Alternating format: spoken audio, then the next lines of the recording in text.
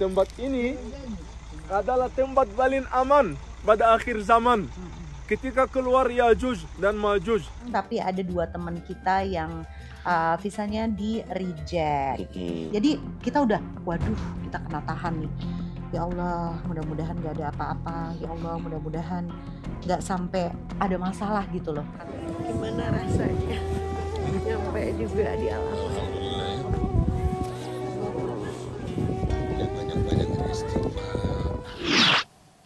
Kamu yang sempurnakan semua kisahku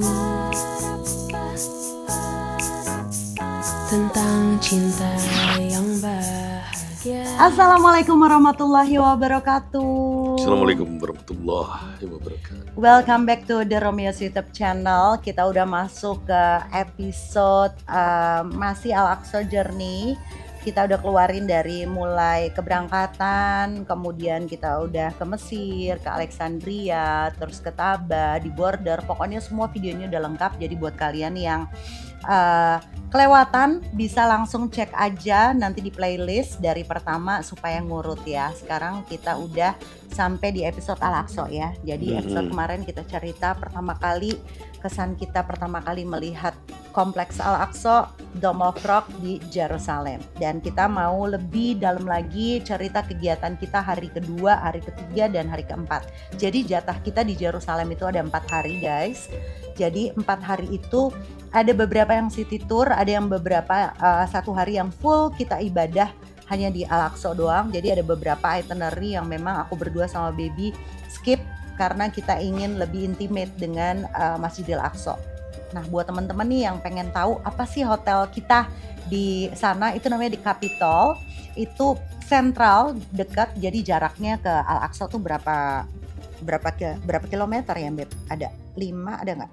Mungkin ya. Iya, kurang lebih 5 kilo ya. Karena memang hotel-hotel di Jerusalem itu kalian jangan bandingin dengan hotel-hotel yang ada di Mesir, di di Taba atau di mana gitu ya. Enggak, tapi Capitolnya. Capitol ini yang hotelnya modern, bersih. Tapi hotel walaupun kecil. hotel kecil gitu loh. Jadi Jerusalem itu memang hotel-hotelnya kecil. Dan sekali lagi kita perjalanan Al-Aqsa Journey ini semuanya yang dipilihkan oleh Sabah itu adalah hotel-hotel yang miliknya adalah orang-orang Palestina ya Beb ya.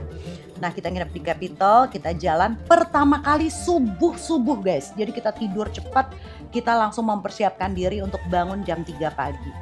Suasana jam 3.30 kita menyusuri jalanan kecil dari hotel. Dinginnya Masya Allah, berapa derajat Beb?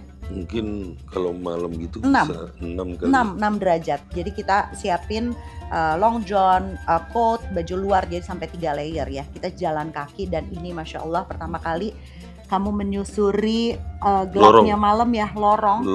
Dan itu jalanan dari hotel menuju ke Al-Aqsa itu sepi ya guys, benar-benar sepi. Berapa orang ya? Paling kita cuma bertiga pertama kali, ada orang Turki yang nebeng sama kita ya di lobi hotel. Are you going to Al-Aqsa? Okay, can I join with you? Akhirnya kita ikutin karena kita pertama, kita sok tahu gitu ya. Ya deh, Bismillah. Tapi karena aku udah tahu. Iya, Bismillah deh. Mudah-mudahan kita nggak nyasar karena memang subuh itu kita nggak beriringan bareng jamaah lain, jadi kita memang mandiri berangkat ke Al-Aqsa. Jadi aku nyari waktu malamnya itu aku nyari jalan pulang sendiri. Iya, biar shortcut lebih cepat ya. Makanya aku yakin begitu berangkat itu aku lewat pintu Herodes. Jadi di sana guys, pintunya tuh banyak ya Beb. Iya, ada Herodes, ada apa lagi? Ya banyak lah. Ada banyak lah, ada Lions Gate, ada apalah segala macam, nanti kalian bisa. Itu Herodes itu pintu masuk ke kompleknya ya, komplek Al-Aqsa. Karena yang keren itu sebenarnya kalau ke Al-Aqsa itu menurut aku ya begitu kita masuk ke komplek, jalan ke komplek yang menuju Al-Aqsa itu tuh. Nah itu jalannya itu lebih ke lorong-lorong gitu. Iya, lorong, batu-batu, rumah kanan kiri itu orang-orang, rumah-rumah orang-orang Palestina gitu ya. Jadi benar-benar batu semuanya dan jalannya tuh cuma cukup paling 4 orang ya Beb ya untuk 2 arah gitu. Jadi benar-benar keren banget dan Old City ya. Jadi sebutannya itu adalah Old City Jerusalem. Jadi benar-benar masuk ke lorong. Sampailah akhirnya, alhamdulillah kita nggak nyasar dan ternyata jalan yang kita laluin benar ya. Baru kita sholat, ibadah di sana, dan pertama kali kita tahu subuh-subuh itu ternyata udah banyak orang-orang Palestina. Udah banyak yang pada ngaji. Di sini jam 4 pagi. Tuh. Ibu juga banyak yang sholat.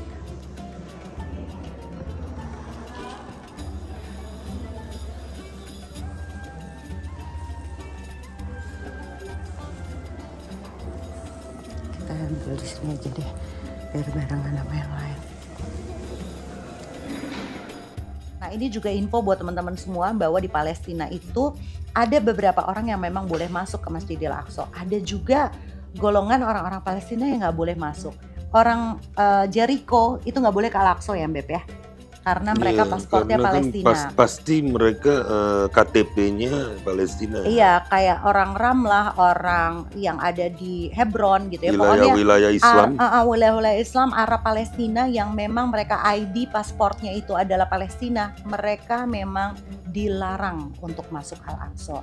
Nah, tapi begitu kita masuk ke Masjidil Aqsa kok banyak banget orang Arabnya, orang-orang Arab Palestina. Dan ternyata mereka adalah orang Arab Palestina asli juga, tapi mereka mempunyai ID, KTP dan juga paspornya itu adalah Israel. Jadi memang di sana itu ada dua kubu, mau di Hebron, mau pokoknya di West Bank gitu ya, ada dua wilayah yang ini Arab Palestina, ini Yahudi gitu ya Mbak ya. Nah itu mereka benar-benar didiskriminasi, memang dibedain. Jadi mereka nggak boleh sholat di Al-Aqsa. Tapi orang-orang yang kita ketemuin itu semuanya pada ngejar sholat subuh, mereka halakoh Quran atau majelis ngaji gitu ya. Nah terus kesempatan itu kita juga ketemu dengan rombongan lain dari Sahabat Tour and Travel yang memang bulan itu mereka memberangkatkan 170 jamaah ya Beb ya. Jadi rombongan yang satu bareng sama aku sama Baby, rombongan yang satunya lagi yang ketemu sama kita bersama dengan Ustadz Zulkifli Muhammad. Beliau ini adalah Ustadz yang benar-benar rajin untuk mengedukasi dan mengajak orang-orang untuk meramaikan Al-Aqsa juga ya Beb ya. Jadi ketemu dengan beliau dan beliau juga memberikan nasihat yang nanti kita tampilkan juga supaya semua orang tergerak untuk datang rame-rame ke Masjidil Aqsa. Apa Bu ya kira-kira yang mau disampaikan untuk teman-teman yang masih khawatir untuk datang ke Al-Aqsa dari Buya sendiri, apa pesan? Hari ini sejak 3 hari yang lalu kita masuk dalam kondisi dilancarkan dan dimudahkan oleh Allah semudah-mudahnya, selancar-lancarnya. Kemudian ada 130 orang lebih jemaah kita. Masya Allah seluruhnya tidak ada masalah ya. Kemudian kalau ada 1-2 orang kerijek itu biasa, sangat biasa sekali. Kemudian lokasi ini jauh dari lokasi peperangan, ya. Dan visa kita adalah visa turis, visa ini. Maka selama kita visa turis, yang ngasih adalah Israel otomatis. Otomatis mereka tidak akan ngapa-ngapain kita. Selama ini sudah tahunan ya Bu yang bawa jemaah, semuanya lancar, tidak ada masalah, tidak ada satupun pernah kejadian kita ketangkap, kita kesambar peluru nyasar atau apa, enggak pernah, dilancarkan semua. Ingat ya kata Rasulullah, kamu kalau berangkat dengan dana yang kamu siapkan untuk 3 tanah suci. Nah selama ini kita potong yang satu cuma 2 saja, dilarang menjadi Nabawi. Kemana Masjidil Aqsa-nya? Ayo sekarang kalau ada rezeki berangkat. Ada rezeki berangkat. Niat azam, Allah yang akan menjaga kita. Masya Allah. Jazakumullah khairan kasiran Bu ya. Selamat jalan fi amanillah Bu ya. Assalamualaikum. Waalaikumsalam warahmatullahi. Udah tuh akhirnya hari itu kita benar-benar menikmati ibadah di Al-Aqsa. Kita ngambil gambar, kita dengar kicauan burung, kita lihat langit biru, kita nyobain sholat di Al-Qibli ya.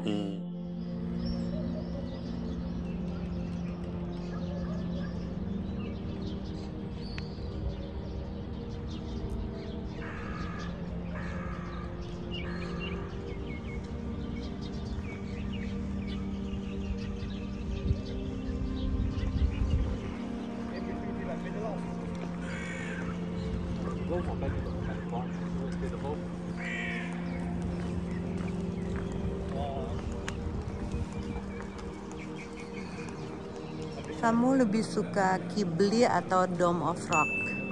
Aku suka Qibli dalamnya. Lebih syahdu ya? Enggak, lebih raudhah aja.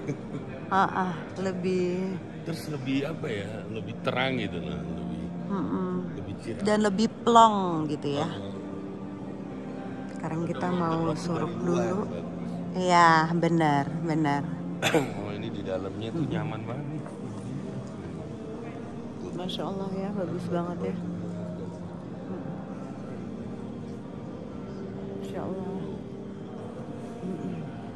Kubahnya bagus banget, lihat. Masya Allah, Allahu Akbar, ya Allah. Masya Allah, bagus banget.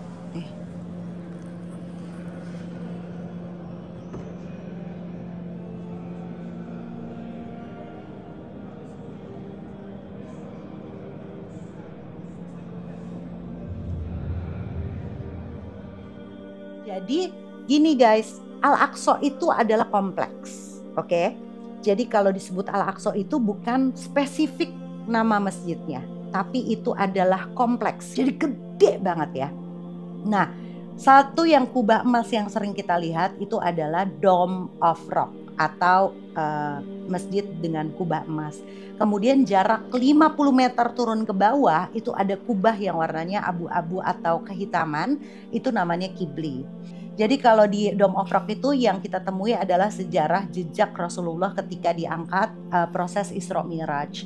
Jadi ada pijakan kakinya Nabi Muhammad di situ ya. Enggak, jadi gini loh, dulu itu tahun jadi mesti ini sekalian ya dijelasin. Dome of Rock itu belum ada dulu, itu pijakan Nabi Muhammad. Ya, fisiknya tuh belum ada belum ya ada. guys. Jadi belum ada secara fisik, tapi Umar pada saat itu kalau nggak salah udah tahu bahwa Nabi Muhammad nih di sini gitu loh. Nah terus Umar itu kalau nggak salah bikin waktu pertama kali nginjek Al-Aqsa itu kan Umar bin Khattab pengen sholat. Nah itu disuruh sholat di gereja. Nggak mau Umar. Karena kalau saya sholat di gerejamu, semua umat Islam akan ngikutin gitu loh. Dan itu malahan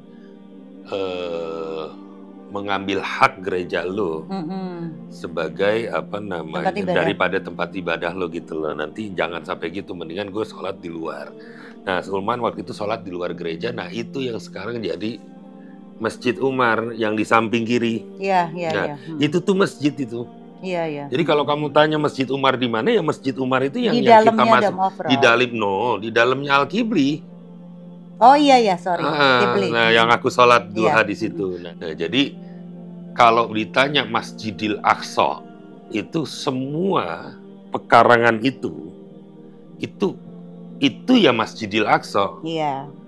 Gitu loh. Tapi masjid di dalamnya tuh banyak, ada Masjid Umar, ada Al-Marwani, ada yang paling dipakai sholat itu adalah 2, Qibli dan juga Dome of Rock. Karena itu yang paling besar. Jadi memang secara sejarah kalau kalian browsing ya, siapa yang membangun Masjidil Aqsa itu sejarahnya banyak ya. Jadi sesuai dengan hadis riwayatnya, ada yang bilang malaikat, yang bilang Nabi Adam. Jadi zaman Nabi Adam itu sudah ada Masjidil Aqsa. Ingat ya, jangan bayangin fisiknya ya. Jadi zaman Nabi Adam udah ada Dome of Rock, udah ada Qibli, enggak. Kita bicara ini kompleksnya Al-Aqsa.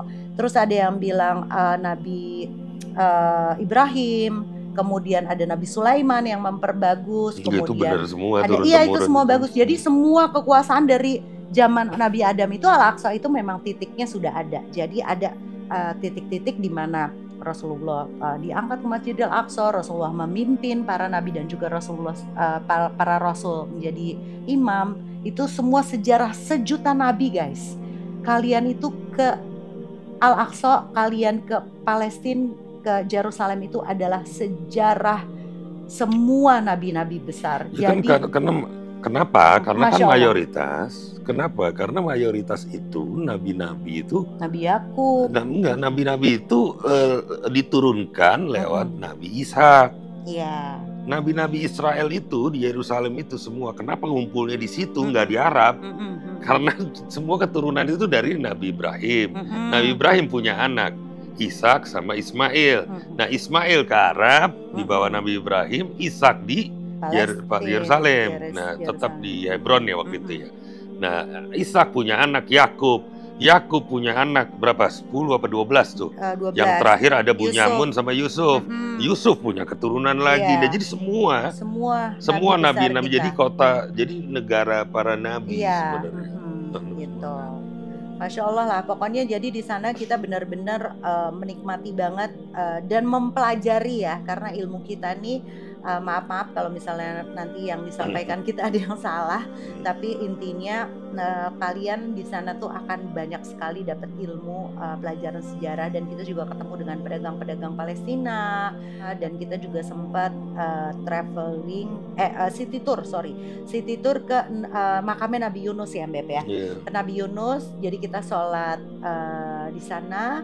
Sekarang kita ada di masjid. Assalamualaikum. Masjid Nabi Yunus, dan di dalamnya nanti ada makam Nabi Yunus. Kita mau sholat tahiyatul masjid dulu. Di sini kayaknya makamnya. Jadi ini di Hebron, namanya kota Halhul, kota yang miskin karena orang nggak ada yang boleh datang ke sini. Benar-benar mati kotanya. Terus kita rencananya mau ke Hebron untuk datang ke makamnya Nabi Ibrahim. Ya, Nabi Ibrahim di situ banyak tuh, ada Nabi Ibrahim, Nabi Ishak di situ, terus ada Siti Sarah, istrinya di situ juga. Tapi sayangnya kadarullah Hebron ditutup guys. Ditutup. Jadi udah beberapa rombongan sebelumnya itu tidak boleh masuk Hebron karena dipersulit oleh Israel. Jadi akhirnya kita balik arah setelah perjalanan jauh dari Halhul di makamnya Nabi Yunus itu menuju Hebron, kita balik lagi ke Yerusalem. Jadi memang situasional di sana itu tidak bisa diprediksi. Ada beberapa daerah-daerah itu yang menjadi titik-titik Israel tidak memperbolehkan kita untuk masuk.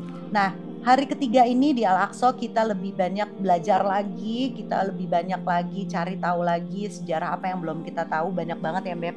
Ternyata belajar lagi dan kita tuh ketemu sama salah satu orang Palestina Beb, namanya Ibrahim, yang selalu nyamperin kita tiap sholat ya. Si Ibrahim ini dia nggak bisa ngomong Inggris guys, jadi dia cuma nunjukinnya gini, aku ingat banget, this is Umar, you know, bom laknatullah Yahudi Jahanam. Dia cuma bisa 3 kata, bom Yahudi, kayak gitu-gitulah pokoknya.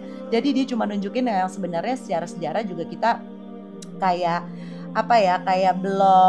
belum terlalu detail karena kita belum masuk ke itinerary agenda untuk tur Al-Aqsa. Oh, sebelum kita city tour, kamu juga sempat nyobain karena ngelihat banyak banget orang Palestina yang sholat ya di pekarangan ya.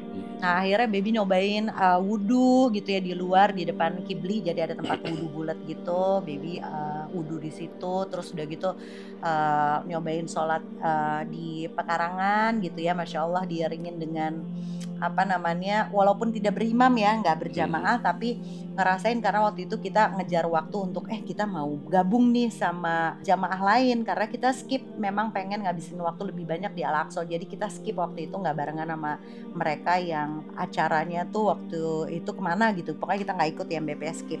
Nah akhirnya kita sholat dulu, Bibi narik sholat zuhur kalau nggak salah. Hari ini qadarullah hari ketiga dapat kado dari Allah, mensnya maju guys, jadi bulan ini aku 2 kali dapat, jadi aku nggak bisa ikutan sholat zuhur, tapi nggak apa-apa, yang terbaik jadi bisa ambil dokumentasi karena dari kemarin masih dapetnya dikit banget ya, orang pada sholat.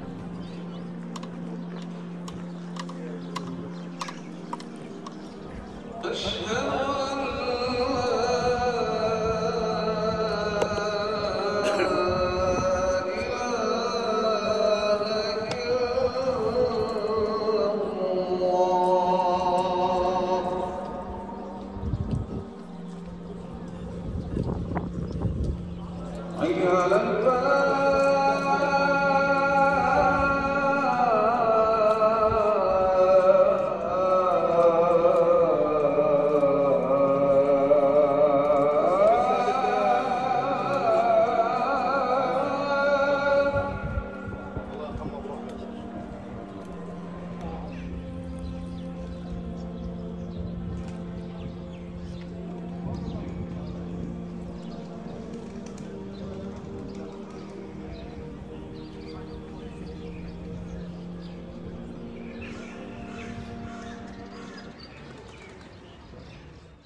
baru deh tuh kita city tour seharian guys.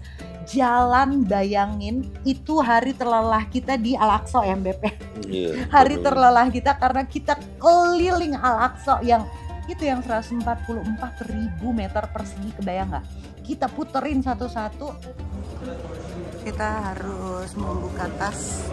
Iya tadi aku diperiksa paspor. Waktu berangkat diperiksa tas sama diminta paspor. Karena bisa di tadi.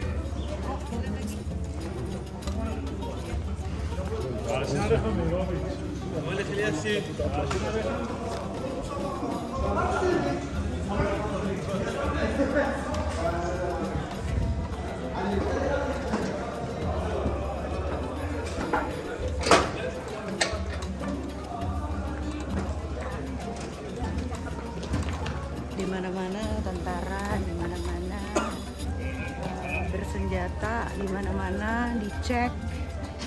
Tapi alhamdulillah lancar tuh. Jadi mereka masuk ke area Al-Aqsa dengan membawa senjatanya. Agak ciut-ciut gitu ya. Sebenarnya ya. Karena dia masuk Al-Aqsa gitu loh dengan nyebar gitu, tapi ternyata nggak menyeramkan yang seperti dibayangin ya. Ya mereka nggak ganggu kita gitu loh, mereka nggak usil, nggak jahil. Jadi nggak usah takut kesini, nggak usah takut kesini. Alhamdulillah, pokoknya selama kita ngikutin aturannya mereka, ya memang namanya juga kita tamu kan, ya udah respect aja.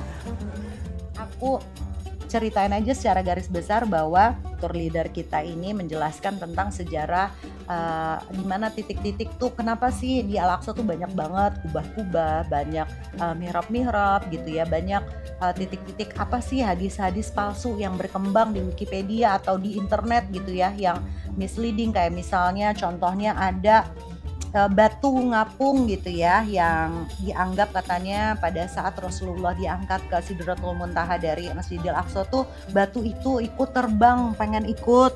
Nah itu ternyata hadisnya palsu. Menurut Mufti Kota Juluan tidak ada flying rock. Informasi yang utama Bapak Ibu. Jadi batu gantung tidak ada. Yang kedua, menurut Wikipedia di sini tempat di mana Rasulullah Karim naik surga.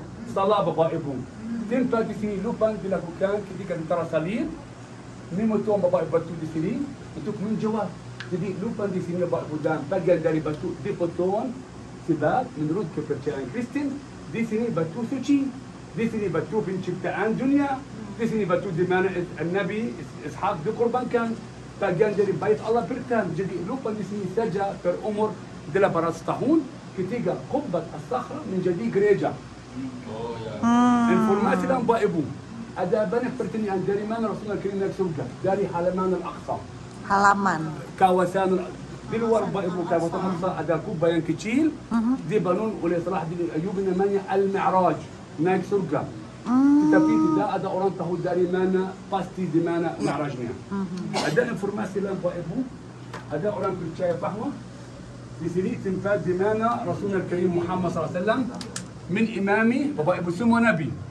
Wallahu a'lam. Mungkin di sini, mungkin di bawah di mana struktur bawah tanah. Jadi Bapak Ibu Rasulullah Karim Muhammad SAW menjadi imam di kawasan Al-Aqsa.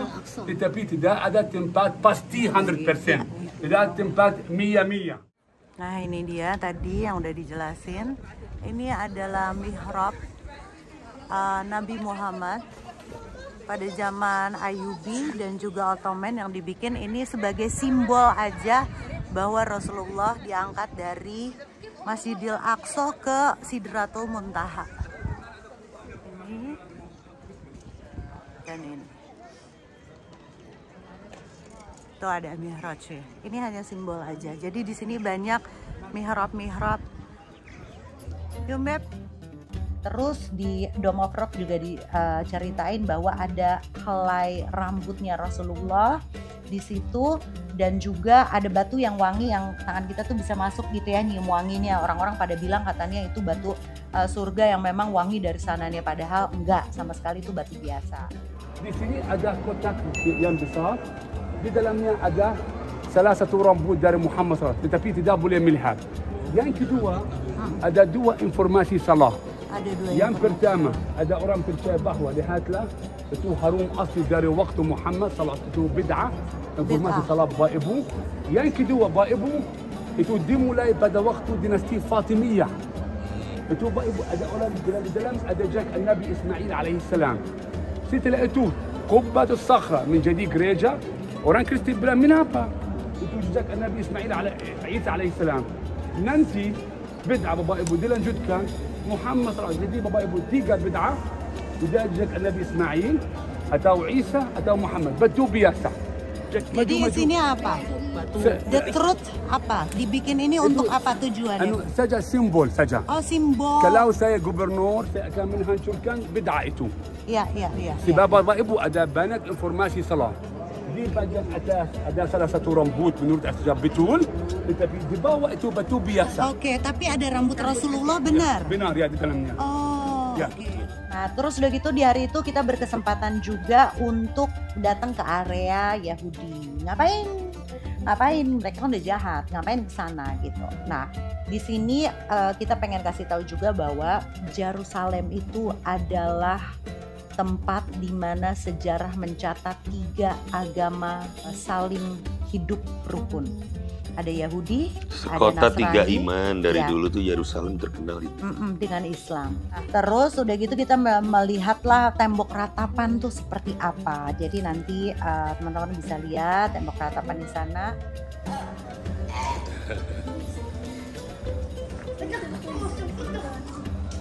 Cakep-cakep. Masih kecil cakep-cakep. Ini kita udah masuk ke areanya Yahudi.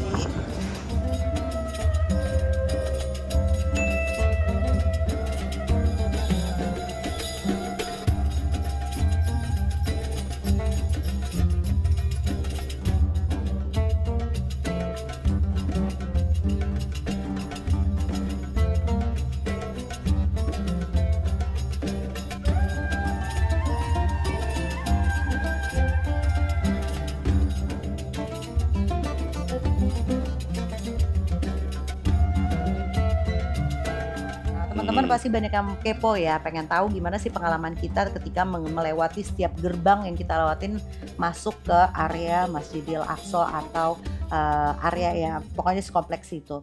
Jadi sebenarnya ada satu pengalaman di mana aku tuh diperiksa tasnya. Jadi mereka tuh cuma minta tas kita untuk dibuka, dicek dan dilihat apa isinya. Aku mikirnya waduh tripod aku nih, karena aku kadang-kadang buat tripod kan gitu untuk konten. Tapi ternyata tripod aku aman guys. Kamera aku nggak bawa kamera, aku cuma pakai handphone doang. Justru yang disita oleh mereka itu adalah aku bawa permen satu permen kayak segede gini, aku bawa dari Jakarta. Untungnya hari itu aku nggak bawa semua, jadi karena tas aku kecil, aku bawa satu permen gede untuk maksud aku dibagi-bagiin sama anak-anak, karena banyak banget anak-anak Palestina dalam masjid. Aku pengen bagi-bagiin, tapi ternyata itu yang disita dan mereka harus kita harus buang lah. Dihadang oleh petugas checkpoint di gate itu menuju ke Masjid Al-Aqsa. Diperiksa tasnya, tas ini juga dibongkar. Kirain mau ditanya paspor, ternyata dong permen kita dong disita. Oke, kayaknya aku baru tahu nih, apa yang kalian tidak boleh lakukan di sana adalah membagi-bagikan uang sedekah di depan tentara Israel. Kedua, kita juga nggak boleh sedekah makanan, mau itu kurma, mau itu permen, mau itu makanan, mau itu minuman, teh anget apa segala macam, itu jangan pernah sampai kelihatan oleh tentara-tentara, karena jadi prinsipnya mereka cuma nggak mau pendatang itu memberikan sedekah kepada orang-orang Palestina, apalagi ngasih uang.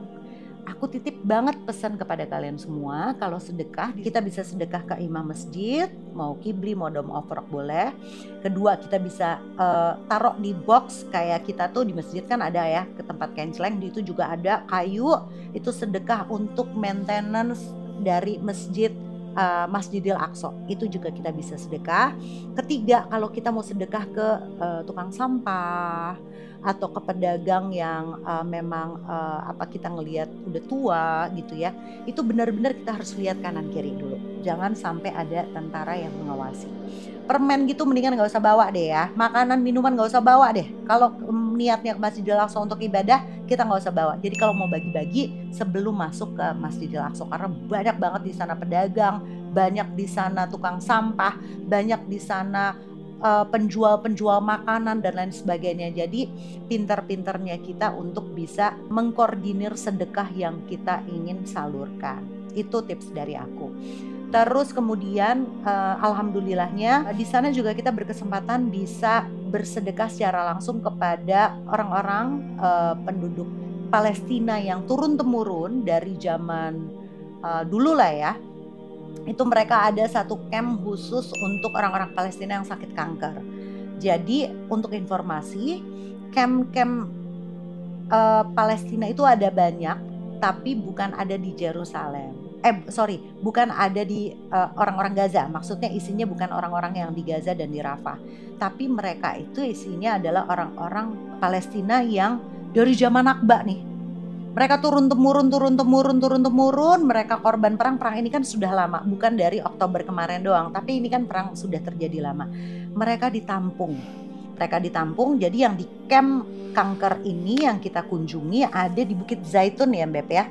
Di Bukit Zaitun kita dapat arahan dari tour leader kita. Akhirnya kita mengumpulkan semua donasi dari jamaah Sabatur yang mewakili aku sama Baby dan Mas Lukman dari grup kita juga, dan juga sama Eka ya Mbak ya, berempat ya.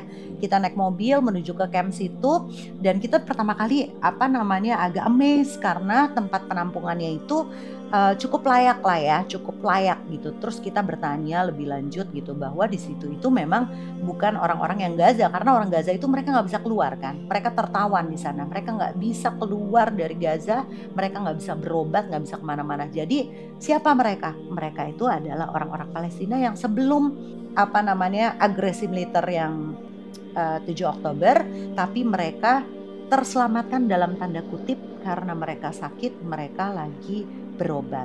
Tapi karena sekarang polisinya adalah mereka tidak bisa bekerja, mereka nggak bisa cari uang, mereka nggak punya mata pencaharian, jadi mereka tergolong menjadi kaum duafa ya Beb ya, yang bergantung hidupnya dengan sakit yang parah, mereka bergantung hidupnya dari bantuan orang-orang. Nah disitulah alhamdulillah kita ngasih kesempatan untuk menyalurkan donasi dari teman-teman jamaah juga. Masya Allah mereka menyambut dengan baik ya Mbak ya. Udah tua, terus orang-orangnya juga dengan bahagia lah. Kita bisa berinteraksi secara langsung dengan mereka, walaupun sebenarnya pengennya sih kita bisa benar-benar ke banyak camp-camp lainnya, tapi karena waktunya terbatas, jadi tidak memungkinkan kita untuk bisa datang ke banyak camp. Jadi buat teman-teman semua, perjalanan kita ke Masjidil Aqsa ini banyak sekali ibrah atau hikmah atau kebaikan yang bisa kita lakukan di sana. Hal kecil apapun yang kita dengan melihat senyuman dari orang-orang Palestina menyambut kita, mereka selalu nggak pernah berhenti nanya, "Are you come to Al-Aqsa to pray? Where do you come from? Indonesia." Indonesia is my brother. Indonesia, Masya Allah. Mereka selalu merasa ditemani. Mereka selalu merasa disupport. Mereka merasa kedatangan kita itu membuat kekuatan yang luar biasa dan booster yang sangat luar biasa buat mereka. Mereka merasa tidak ditinggalkan, tidak dilupakan. Mudah-mudahan perjalanan Al-Aqsa ini menjadi inspirasi kalian untuk menjadi wishlist atau bucket list next ketika kalian sudah umroh, sudah berhaji. Ayo sama-sama kita nabung, kita ramaikan Masjidil Aqsa. Ketemu Al-Kibli terakhir kalinya.